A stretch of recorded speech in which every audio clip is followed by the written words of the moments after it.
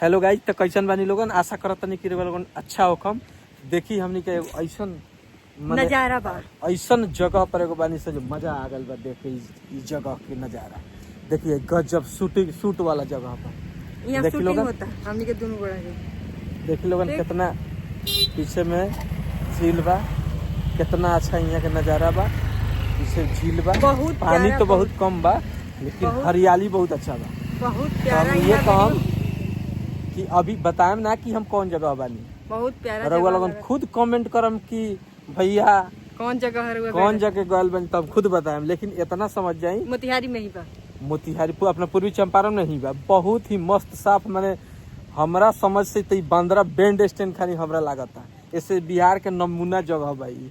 तो हम ये कहम, हमनी के सोच से हाँ बहुत हमनी अच्छा के लगता। ये कहम कि एक बार एतहा रउआ लोगन जरूर आई, लेकिन कमेंट करके हमनी से पूछी जी कौन जगह है। गजब गजब यहाँ के हरियाली बा।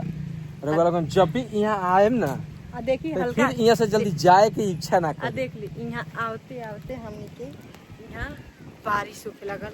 बारिश हवा और हमनी के मौसम इतना सुहाना हो गई रखनो। ठीक का बताई, बहुत देख ली। बहुत गर्मी रहला। पूजा के भी बहुत बहुत मौसम सुहाना बहुत हो गइल आज आजादी मिलल बा। इनका कहता बाप रे बाप, घर में रहल तो हम पाक चुकल बानी। अब ना। आज थोड़ा सा हमरा भाग चुकल बा। गजब माने ठंडा। आहा, बारिश देख लो कितना अच्छा बारिश के फुहारा और एकदम सावन के जो बारिश के फुहारा होलन। तू मस्त लगेलू साड़ी में। ए, अब इससे ज्यादा हम ना गए। मैं से लोगन के हम बताओ तनी कि पूजा साड़ी पहनले बड़ी तो देख के कहनी है कि तू मस्त लागेलू साड़ी में। अब ऐसे आगे फिर अगला ब्लॉग में लोगन के सुनाएब। चलते हैं संग। अब यहाँ तनी एंजॉय कर ली संग, 2-4 गो रील शूट कर ली संग। फिर मिलते हैं संग अगला ब्लॉग में। तब तक के लिए बाय।